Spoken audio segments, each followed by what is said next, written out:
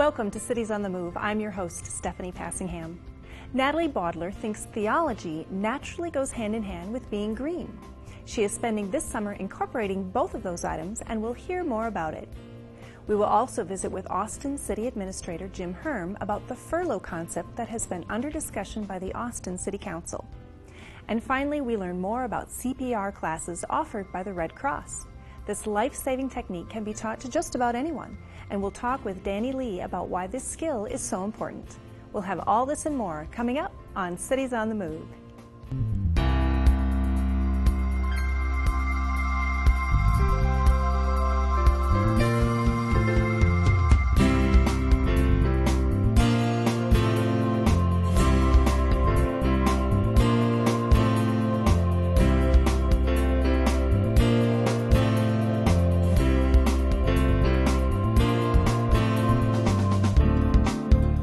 Natalie Baudler is a student at Luther College and a native Austin resident.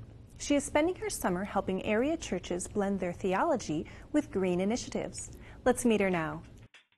I'm Natalie Baudler, and I've been a lifelong resident of Austin, Minnesota, and I'm attending Luther College. I'll be starting my third year there this fall, and I am working through the Lutheran Coalition for Public Policy in Minnesota this summer, and it's an internship called a Creation Care internship or greening internship.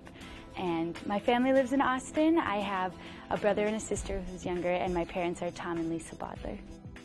The mission of Creation Care is really bringing together current political issues and tying them in with the theological standpoint that we are put here on this earth to nurture God's creation.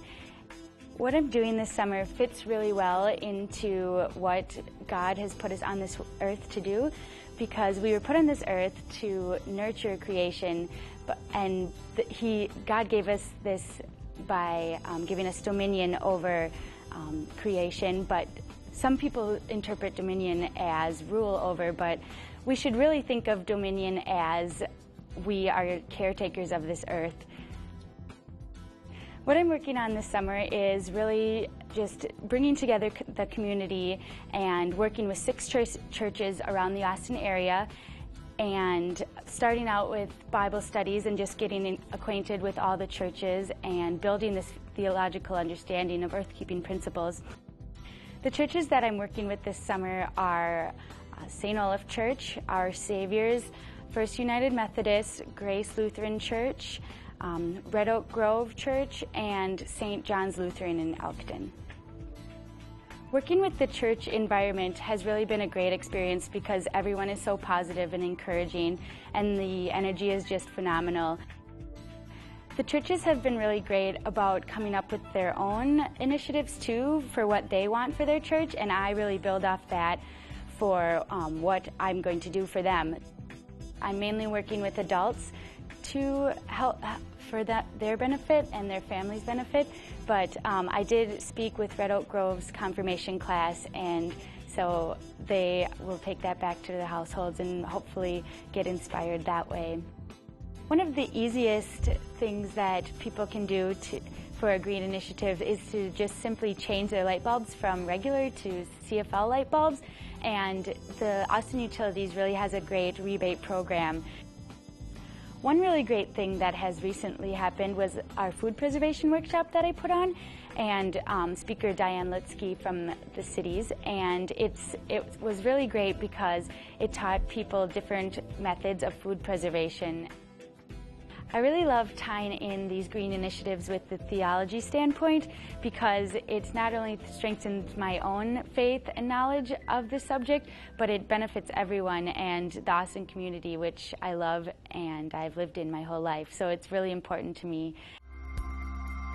Can you name one of the 3 PGA players born in Austin? Find the answer on our website, ksmq.org. Well, today we're going to talk a little bit about furloughs and the conversation that is taking place in the Austin community. And we have City Administrator Jim Hurm, who is here to talk a little bit about it. And just kind of as a preface, Jim, we are visiting probably a couple weeks before this will air, and the council may or may not have made a decision on this. But we thought we maybe would want to talk through what some of these terms mean and the conversation that's taking place so people perhaps can better understand the decision that may or may not have been made by the time the program airs. So let's start with some basics. Give us a sense of the term furlough. Sometimes we think of it kind of old in military terms. It's soldiers who get to go on a vacation. It sounds like fun, but in today's terms, what does that generally mean? Well, of course, we're talking, and the key word here is voluntary. At this point, we're talking voluntary furlough, which is a voluntary taking of unpaid time off from work. It's that simple. Okay. There are some communities, some cities that are looking at mandatory furloughs, and as you know, the problem that we have is cutbacks, significant cutbacks in federal or state revenue through local government aid. Mm-hmm. And so cities all over the state and all over the country, quite frankly, are looking for ways to cut back. And one of what could be considered the most painless ways, perhaps, is furloughs. So rather than losing jobs, you would say, well, everybody cuts back a little bit, or most people cut back a little bit. It doesn't necessarily work for everyone. So that's a little bit of a base to work off of. Okay. Let's take a big picture step back, and you talked about LGA, and we've had a conversation about this earlier in the year. Give us a sense of that cut, that size of that reduction that is coming from the state level. So talk a little bit about what state aid comes to the city and the types of reductions that the city is facing and having to either make up or cut somewhere else. Sure.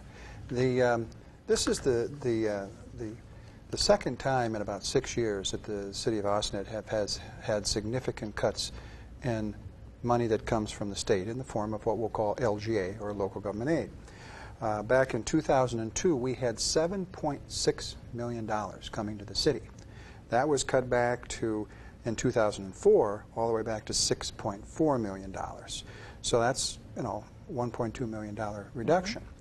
Mm-hmm. It's come back a little bit since then, but we were looking in 2007 at $7.3 million, and now then we got 8, 9, and 10. Next year we're expecting $7.1 million. Okay. So, we're going backwards again here. And to put it even into more perspective, before these most recent cuts, we were supposed to be receiving $8 million.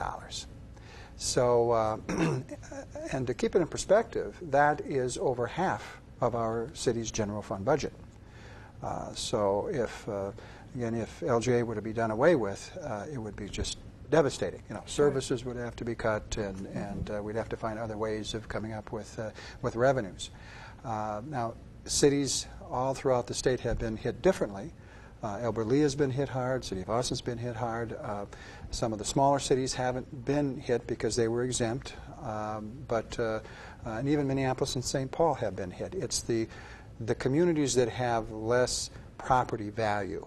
For example, an average home in Austin costs about $102,000, a little over $100,000. Okay. Now, you could imagine in some of the suburbs of the Twin Cities, Edina, for example, or it might be $400,000 or $500,000 would be the average value on a home. So there's quite a difference there in terms of property values. Plus, there's more commercial, there's more industrial, and so on in those urban areas.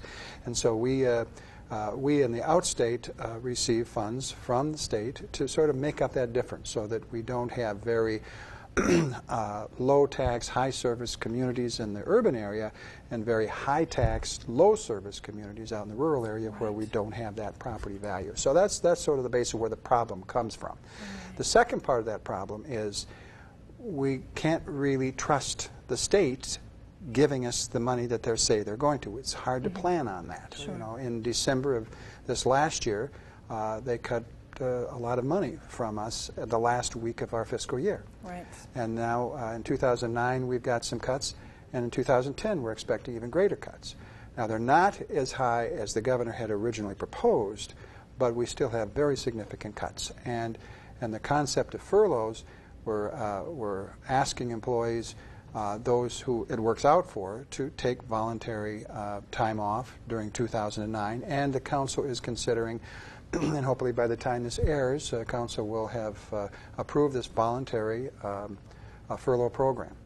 And so that's where we're at right now. And this is taking place, as you read the headlines, in a number of other businesses. So the concept isn't necessarily new or only government, where, as you mentioned, folks are kind of sharing the pain, as it were, and taking some time off and being unpaid to help kind of the overall, instead of perhaps laying off workers, or in the same case of government, having to reduce services or lay off individuals. Is that correct? That is correct. And government has some disadvantages, I think, from my perspective, and that is that there are a lot of laws that rule over local government. Okay. And plus we have a number of union contracts. We are under contractual arrangement with employees. Whether it's union or it's just an organized group. There are 8 organized groups within just the city of Austin. And most of those have contracts through the year 2010. So we would literally have to open up that contract and negotiate again time off. And then the other part of that that's difficult is if you put this in perspective, the city of Austin back in the 1980s had 185 employees. We have significantly reduced that number to now where we're at 141. Okay. Now that's a pretty significant reduction. And at that same time, there's been more parkland, there's been more streets, and there's just more to do. So our employees have done a good job in picking up the slack, so to speak, and we really offer a lot. Our nature center and our Main Street project now, our downtown is becoming more revitalized, certainly more attractive, and there's a lot of different things that we're doing that really isn't being done in many other cities. So we're pretty proud of that. But at the same time, there does get to be a point where you say, whoa, we just can't make up for these loss in revenues with the same number of people providing the same services. And the City Council has done a very good job of pulling back and finding efficiencies. And for 2009, we've lost some significant numbers in 2009, and we still are able to function. But for 2010, it's going to be even more difficult because we're going to be losing more money. And then, of course, the question is, can you pick up the difference in property taxes? Well, people aren't going to care for that much either. Right. Something will have to be done. I'm assuming the cities are under the same obligation as the state in terms of balancing their budget every year. Is that correct? Well, yes, we come in with a budget every year, and as a matter of fact, we have always, had some funds left over, and we need to have funds left over at the end of the year because we don't get our property tax money or the local government aid money, which is a vast majority of our budget, until mid-year. Okay. And then the second part of that comes in at the end of the year. So you have to have some balances. But you can't deficit spend, I guess is my point. That's right. Okay. All right. So let's talk a little bit about, let's presume that the council will approve this plan, and let's kind of walk through hypothetically what would take place, what kind of employees are eligible for volunteering. Is it a day? Is it a week? Is it a month? What kind of time frame? Let's kind of walk through some of the practical nature of how this might be implemented. Sure. First of all, remember the key word again is voluntary. And we have to understand that we have all different kinds of people working for the city. Some people may be relatively new employees and they don't have much vacation time coming, and something may come up that they need some additional time off. There may be some folks that have been around for a while and need some time off because of children or whatever. And so it just depends on the individual. And not only that, but it also depends on the needs of the city. And what I mean by that is we just, not long ago, had a tornado go through town. Right. And our people are working very, very hard at cleaning out hundreds of trees that have been, that were lost in the tornado. And that's not done overnight, so they're putting in a lot of time and they're working very, very hard at doing that, and I think doing an excellent job of it. And at the same time, keeping the services, the normal service levels going. Right. So we have to, we have to have the approval of myself. The key person really is the department head, because it's the department head who knows whether or not what that workflow is. What the workflow, if it'll work. But if it works in terms of the workflow of the city, and it works for the employee, and the employee is looking for it, then we would approve it. So it's again, voluntary being the key word there, but it's not automatic. And of course, then you have salaried people versus people who are paid by the hour. Right. You know, and there's of course a difference there. They would keep their benefits, health insurance, and the retirement program. Well, retirement is basically up to them. If they want to pay that while they're off, they certainly can do that, and then the city would pay its share as well. Okay. So that part is up to the employee. So there's a lot of what ifs and whether it'll work or not. But you know, we'd like to have it work as much as possible. And so in general, these can be folks that are, like you said, hourly wage earners, salaried, kind of pretty much anyone is eligible as long as it fits kind of the work pattern of the department and that person's personal life. That's right, and you have to understand that, you know, the department heads and many of the salaried people put in a lot of extra hours already. You know, so that's also a sort of a complicating factor. When that work needs to get done, you know, and you've been here a while, and you have 3 weeks of vacation and so on, and it just how is that work going to get done? You know, so it's not as simple as it sounds like, or it feels like it should be. Okay. As a furlough, is there a specific time limit? Can it be as little as a day? Can it be a month? How much time can someone take if this is agreeable to all parties? I hate to do it again, but I think I have to say it depends. Okay. Generally, you know, we would encourage 4-hour.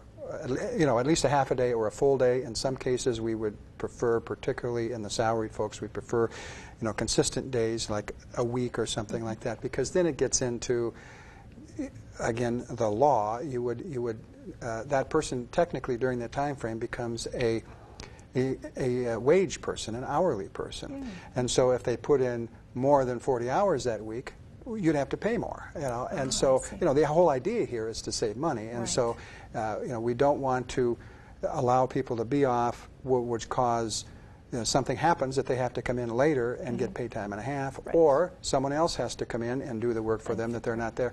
You know, the whole idea, again, is to save money for the city. Right. Is there a target that the council is looking at, kind of a lump sum that they hope to save by implementing the furlough program? Not necessarily. I think what they're looking for this year, and remember, this voluntary piece is just for the remainder of 2009, so there's not a lot of time left, and we just, you know, anything that we can save for the city during 2009 is good. Get a feel for, you know, the how it works, and quite frankly, perhaps could negotiate something with those contracts and so on for. There are several that are open for 2010. Well, there's one that's open for 2010, but then even beyond that. So we'll just see how it works. All right. And are there, I'm assuming people can go out of town or do whatever they want with their furlough time. Once they're gone, they're just gone. That's right. Okay. All right. Sounds good. Are there any benefits to the employees that choose to volunteer and kind of help the city out with this? Do they get anything in return besides good for the team? Or Well, I think that, again, we don't know what the city or what the state is going to do to the city in the future. They could pull back more in December, or they could take back more in 2010. So you know, that's why I think we're taking this as sort of a step at a time, and we don't really know. But certainly, again, it depends upon the individual, but there may be someone who needs help to help their parents or to help family members or something, and they can afford the time off without pay. Someone, you know, it just depends upon their circumstances. If there's a way that we could do this, particularly in the year 2010, so that enough people could take it that it could, you know, perhaps it could save a job or two. You know, and we don't know. Is there a hump here that we get over, and then all of a sudden, a couple of years down the road, the economy is better, and local government aid comes back, and we don't have the constant threat? We don't know. But again, the City Council has been very proactive, and are trying very hard to. They recognize that we're lean in terms of the number of personnel, and they would like not to be forcing things on the personnel if they don't need to. So this is a pretty good step. Looking for creative ways to solve that money crunch problem that was unfortunate, but has been brought upon by economic circumstances. So for folks who, if this decision for some reason has not been made, if you have a comment to share, please do so with your city councilman, correct? That's right. And if this decision has been made and you are perhaps an employee or a family member of someone in the city of Alberta, I'm sure talk to department head. I'm sorry, city of Austin. Talk to either Jim or your department head. And I thank you so much for coming in and helping us kind of get our hands around what this might mean for the community. You bet. It is a unique concept, and we hope it works out well. All right. Thank you, Jim. Appreciate it very much. You bet. All right. Stay tuned for more Cities on the Move. John Edward Mower was a member of the Minnesota Territorial Legislature in the 1850s. On March 1st of 1856, the second territorial Governor Willis A. Gorman honored him by giving him the newly created Mower County in his name. John was born in New Vineyard, Maine in 1815 and made the move west and settled in St. Louis, Missouri. He died on June 11, 1879 and is buried in Fairview Cemetery in Stillwater, Minnesota. CPR. It's a life-saving technique that can really make a difference. We'll visit the Austin Red Cross to learn more about how to learn this skill with Danny Lee. Let's take a look. The American Red Cross has more than 700 locally supported chapters. Austin, Minnesota is among those. As part of its many activities, the Austin Red Cross offers frequent courses on CPR and first aid. Course instructor Danny Lee explains. One of the arms of the Red Cross is health and safety, and part of our mission is to educate people different areas of health, accident prevention, preparedness, all kinds of different things. CPR is cardiopulmonary resuscitation. It's a method that we use for somebody who is having a heart attack, has collapsed, stopped breathing, and is unresponsive. Allows us to circulate blood to the vital organs of the body to help keep the person alive, hopefully, until more advanced medical personnel arrive. CPR is a life skill that just about anyone can learn. Just about anybody can learn CPR. I think the minimum age is about 12 years old. I've had young adults, probably around 13 or 14 years old, take the class. I have had people that are in their 70s taking the class. So virtually anybody could learn it. It is kind of it's a class where you're going to have to exert yourself a little bit. So if you have some kind of a physical disability, there are things that we can do to help you with some of that. For the benefit of the injured, it is best if only certified individuals administer CPR in emergency situations. Anybody that has had a class and been certified in CPR can give CPR. I know the last year in our chapter alone, we did over 4,700 people. Good Samaritan laws enacted in every state cover volunteers who perform CPR. Every state in the Union has a Good Samaritan law, and they're all a little bit different. But basically what it says is that as long as you perform the skills in the way that you've been trained, and you don't go beyond your training level, that you won't be sued. And that's the biggest thing that most people worry about. While techniques for training CPR has changed over the years, the basic function remains the same. Anytime that a person has collapsed, they're not breathing, and their unresponsiveness. If you tap them on the shoulder and talk to them very loudly and you don't get a response and they're not breathing, they need CPR. The steps in CPR are really easy. The first thing we do is if a person's collapsed is we approach the victim. We have to make sure the scene is safe. And once we do that, we get down by the victim. We go ahead and we test them for unresponsiveness. We're going to tap their shoulder and we're going to talk very loudly or shout at them to make sure they're just not sleeping or something like that. We're going to open the airway of the victim Then we're going to look, listen, and feel. We're going to put our ears in the side of our cheek and look towards their chest to see if we can feel any exhalations of air or if we can see the chest moving. If we cannot see the chest moving and the victim does not respond, then we go ahead and we need to start CPR.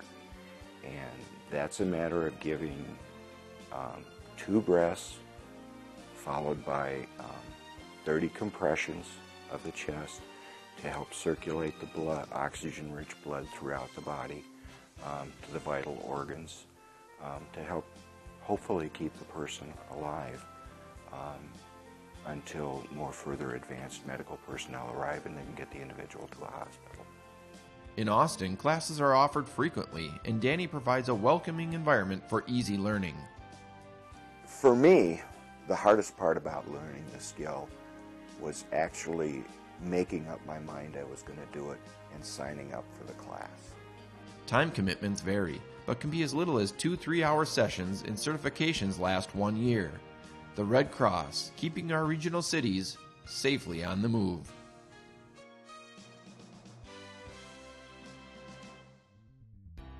Cities on the Move is on the web. Make a comment, ask a question, or share your good idea by visiting our website at ksmq.org. Next week, we'll meet Marvin Jewell, a gem and mineral collector from Forest City, Iowa. We'll also visit with Pam Bishop from the Southern Minnesota Initiative Foundation, John Geary from the DCA of Austin, and Amy Wongan from Riverland Community College to learn more about asset-based community development. And finally, we'll meet some dedicated volunteers at Ride of Rochester, a horse rescue and human therapy organization. Please join us Tuesday, August 11th at 6:30 p.m. for another edition of Cities on the Move. I'm your host, Stephanie Passingham. Good night.